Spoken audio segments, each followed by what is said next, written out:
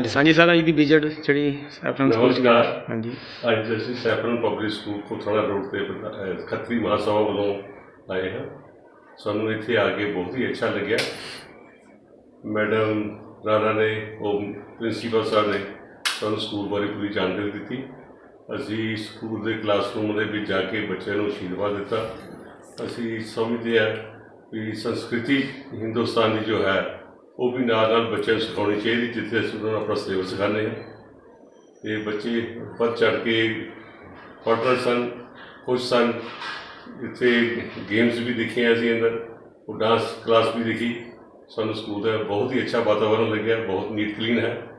ਅਸੀਂ ਬਹੁਤ ਤਾਰੀਫ ਕਰਦੇ ਹਾਂ ਸਕੂਲ ਦੀ। ਸਾਨੂੰ ਚਾਹੀਦਾ ਹੈ ਵੀ ਆਪਣੇ ਬੱਚਿਆਂ ਨੂੰ ਵੀ ਇੱਥੇ ਦਾਖਲਾ ਦਵਾਈਏ ਤਾਂ ਜੋ ਉਹ ਅੱਗੇ ਵੱਧ ਚੜ੍ਹ ਕੇ ਭਾਰਤ ਦੀ ਸੇਵਾ ਕਰ ਸਕਣ। Thank you. जय श्री ਜੈ ਹਾਂਜੀ ਸਰ ਕੀ ਕਹਿਣਾ ਚਾਹੁੰਦੇ? जय श्री राम ਜੈ वाहेगुरु जी का खालसा वाहेगुरु जी की फतेह। ਅੱਜ ਅਸੀਂ ਖੱਤਰੀ ਸਮਾਜ ਵੈਲਫੇਅਰ ਸੁਸਾਇਟੀ ਫਗਵਾੜਾ ਰਜਿਸਟਰਡ ਔਰ ਅਰੋੜਾ ਪੰਜਾਬ ਮਹਾਸਭਾ ਰਜਿਸਟਰਡ ਵੱਲੋਂ ਅਸੀਂ ਸੈਫਰਨ ਸਕੂਲ ਪਬਲਿਕ ਜਿਹੜਾ ਸਕੂਲ ਆ ਉੱਥੇ ਖੋਤਰਾ ਰੋਡ ਤੇ ਆਏ ਹਾਂ।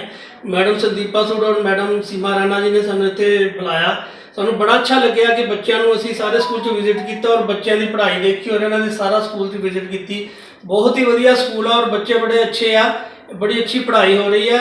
ਅਸੀਂ ਬੱਚਿਆਂ ਨੂੰ ਬਲੈਸਿੰਗਸ ਦਿੱਤੀ। ਮੇਰੇ ਨਾਲ ਸਾਡੇ ਮਹਿੰਦਰ ਸੇਠੀ ਜੀ, ਰਣਵੀਰ ਦੁੱਗਲ ਜੀ, ਚੰਦਰਸ਼ੇਖਰ ਖੁੱਲਰ ਜੀ ਸਾਰੇ ਆਏ ਹੋਏ ਆ।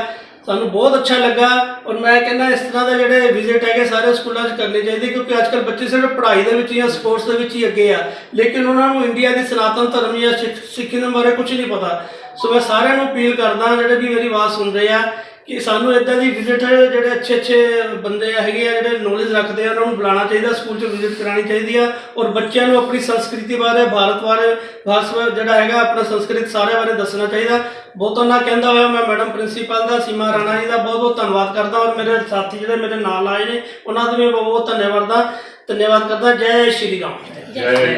आज सैफरन पब्लिक स्कूल की एक स्पेशल पहल की गई है जहाँ पे हमने कनेक्ट विद पीपल प्रोग्राम शुरू किए हैं, जिसके मद्देनज़र आज हमने खत्री समाज सभा से मिस्टर रमन नेहरा जी की अध्यक्षता में पूरा उनका मंडल है, जो जिनमें उनके सेक्रेटरी आए हुए हैं, उनकी अदर टीम के पीपल आए हुए हैं स्कूल में, जिन्होंने बच्चों के साथ एक इंटरेक्टिव सेशन किया, स्कूल के बारे में जाना, बच्चों के बारे में जाना और सबसे उनका जो उद्देश्य है कि जी कैसे बच्चों को संस्कृति व समाज के साथ जोड़ा जाए, जो कि आज की सबसे ज़्यादा ज़रूरत है। स्कूलों में हम पढ़ा रहे हैं बच्चों को, पर एक अच्छा इंसान बनाने की जो पहल है उनकी ओर से की गई है। और उनकी एक और है दैट उनका मंच है, दैट इज़ अरोड़ मंच, दैट इज़ खत्री महासभा मंच।